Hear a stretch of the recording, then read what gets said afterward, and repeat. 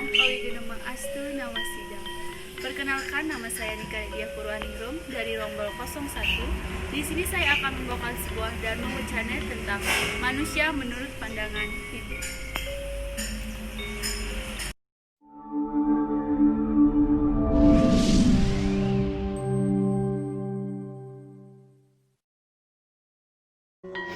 Kini, teknologi dan informasi berkembang sangat pesat.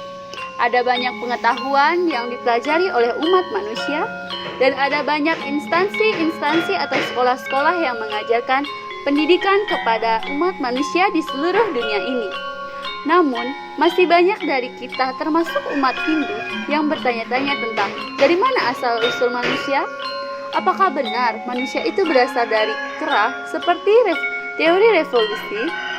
Sesungguhnya, Darwin tidak pernah mengatakan bahwa manusia itu berasal dari kera. Tetapi penemuan fosil-fosil manusia yang sangat mirip dengan kera lah yang membuktikan bahwa teori Darwin itu ada benarnya.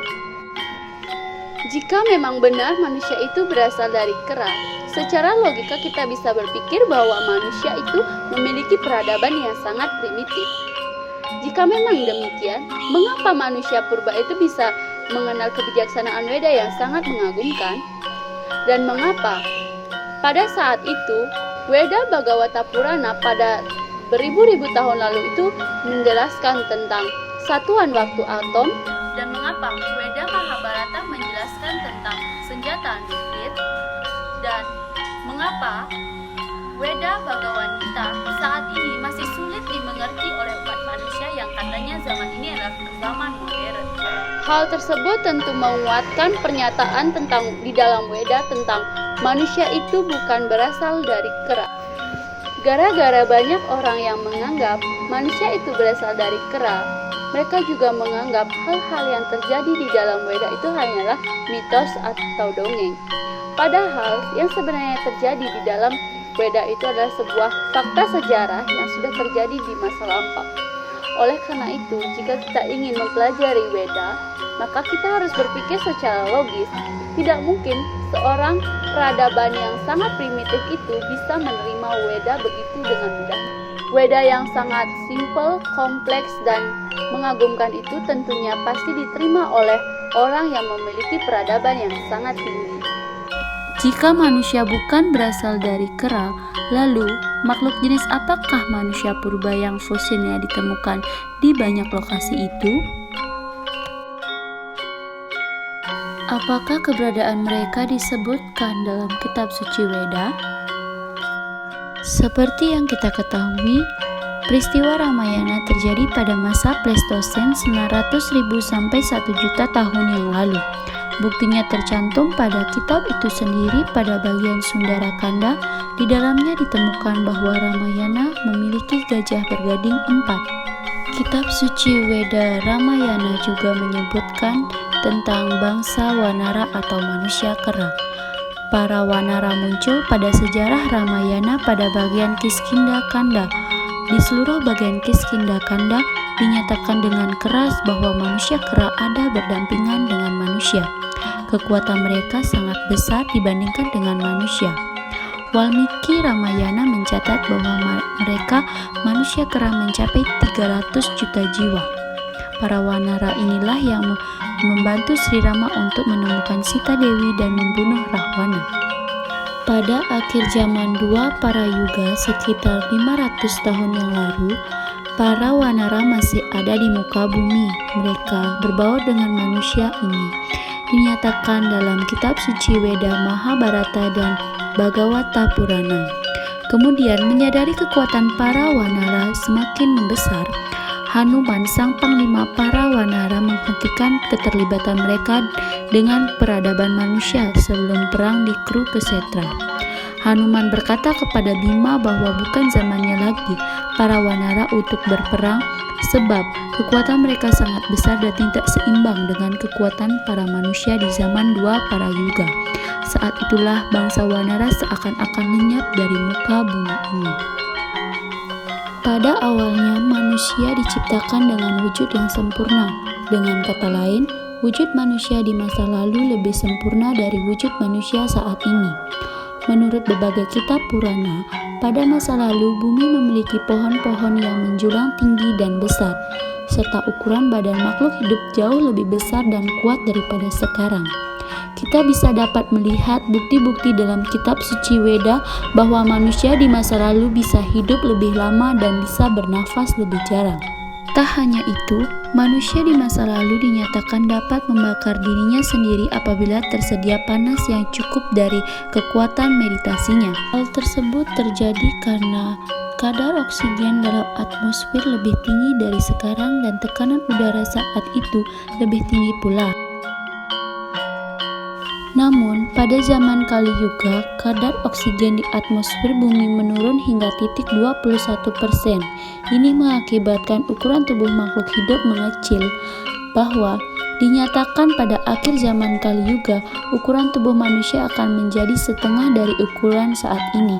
Oleh sebab itu, tubuh manusia di zaman Kali Yuga tidak cocok untuk melakukan pertapaan yang keras. Melihat kondisi ini, Tuhan Sri Krishna memberikan kemudahan kepada umat manusia untuk mencapai kematangan rohaninya dengan hanya mengucapkan nama suci Tuhan Krishna. Pada awalnya, penciptaan manusia diciptakan pada badan tubuh Sri Krishna. Pertama-tama Tuhan Sri Krishna masuk ke alam semesta dalam wujud Wirat Purusa atau Tuhan yang Maha Besar. Dari kepala Wirat Purusa muncullah kepala Brahmana atau golongan cendikia. Para Brahmana lahir dari sikap satwam atau kebijaksanaan. Dari bahu Wirat Purusa lahir golongan kesatria yang melindungi tatanan masyarakat. Para Waisya atau golongan penggerak ekonomi lahir dari pinggang Wirat Purusa. Dan yang terakhir, golongan Sudra atau golongan pekerja lahir dari kaki Wirat Purusa. Setelah Dewa Brahma dilahirkan dari pusar Tuhan, Dewa Brahma ditugaskan untuk menciptakan susunan planet dan para penghuninya. Kemudian dari energi penciptaan Dewa Brahma menciptakan 10 makhluk agung dari badannya, yakni Marici, Atri, Angira, Pulasya, Pulaha, Kratu, Brigu, Wasista, Daksa, dan Narada. 10 kepribadian agung ini adalah 10 manusia pertama yang sempurna. Dari 10 putra pertama Brahmana ini lahirlah berbagai jenis makhluk hidup termasuk manusia. Dalam agama Hindu, manusia berasal dari kata manu yang artinya berpikir atau pikiran. Dalam konsep negatifnya menjadi kata manusia yang artinya ia yang berpikir atau menggunakan pikirannya. Dalam konsep agama Hindu, manusia terdiri dari 3 lapis badan yang sering disebut dengan Trisarira. Bagian-bagiannya ada yang pertama Stula Sarira, yaitu badan kasar atau badan manusia itu sendiri yang terbentuk dari unsur Panca Mahabhuta. Yang pertamanya itu ada Pertiwi, Apah, Bayu, Teja, dan Akasa. Yang kedua ada Suksma Sarira, yaitu badan halus yang terdiri dari 3 lapisan atau sering disebut dengan Tri Antakarana, yang terdiri dari yang pertama manah atau pikiran, yang kedua ada buddhi atau kesadaran, dan yang terakhir ada ahamkara atau ego. Lapisan yang terakhir atau yang ketiga yaitu Antarkarana Sarira. Antarkarana Sarira yaitu lapisan atau unsur rohani yang mirip dengan Atman yang memiliki sifat kekal dan abadi. Dalam ajaran agama Hindu juga, manusia dikatakan memiliki 3 kemampuan yang paling utama atau yang sering disebut dengan Tri Pramana. Mungkin kalian biasa mendengar Tri Pramana yang terdiri dari bisa berpikir, berbicara, dan bertindak. Manusia memiliki ketiga kemampuan ini dan yang jika dibandingkan dengan makhluk lain, manusia itu adalah makhluk yang paling sempurna. Jika dibandingkan dengan hewan, hewan hanya bisa bertindak dan berbicara saja, sedangkan tumbuhan hanya bisa bertindak saja. Dari ketiga kemampuan yang dimiliki oleh manusia, maka kemungkinan besar manusia itu bisa melakukan hal baik dan hal buruk. Nah, oleh sebab itu, ajaran-ajaran agama pastinya menuntun atau mengharuskan kita untuk melakukan hal-hal yang baik agar nantinya kita mencapai tujuan hidup di muka bumi. Berbicara dengan tujuan hidup, kalian pasti tahu kan dengan tujuan hidup manusia di muka bumi ini dalam ajaran agama Hindu contohnya. Dalam ajaran agama Hindu, manusia hidup di bumi ini bertujuan untuk mencapai moksa. Moksa itu apa? Moksa itu adalah bersatunya jiwa atman kita dengan Ibu Sang Yang Widi Wasa atau Tuhan. Bersatu dalam hati itu bukan bersebelahan, tapi memang benar-benar menyatu menjadi satu, menjadi Tuhan yang satu, yaitu Ibu Sang Yang Widi Wasa.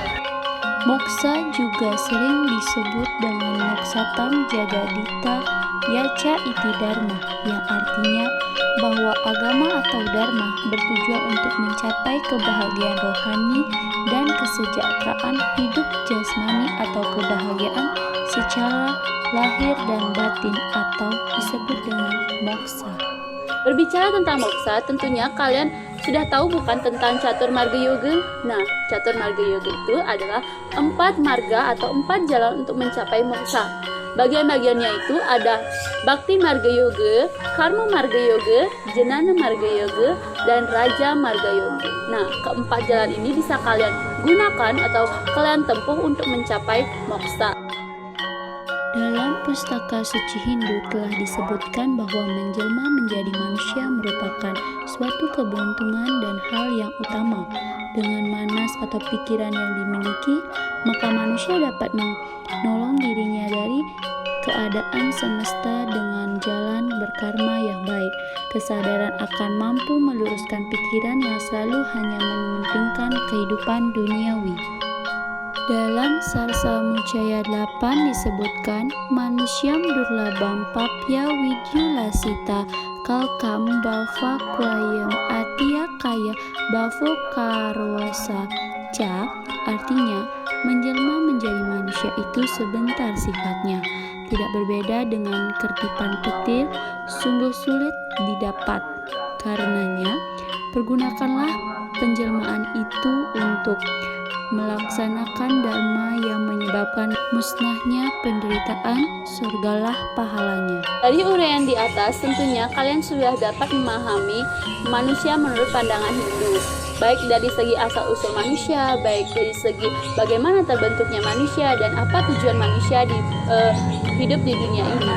Dan harapan saya untuk umat Hindu sedharma ini, timbulkanlah atau kembangkanlah sifat-sifat positif atau tindakan-tindakan positif yang berupa dharma agar nantinya kita bisa mencapai tujuan hidup kita bersama, yaitu Moksatam Jagadita Yaca Iti Dharma. Mungkin sekian yang bisa saya sampaikan. Jika saya ada salah kata atau hal-hal yang menyimpang dari yang tidak berkenan di hati Anda, tolong dimaafkan, dan saya tutup dengan Parami Santi. Om Santi Santi Santi Om.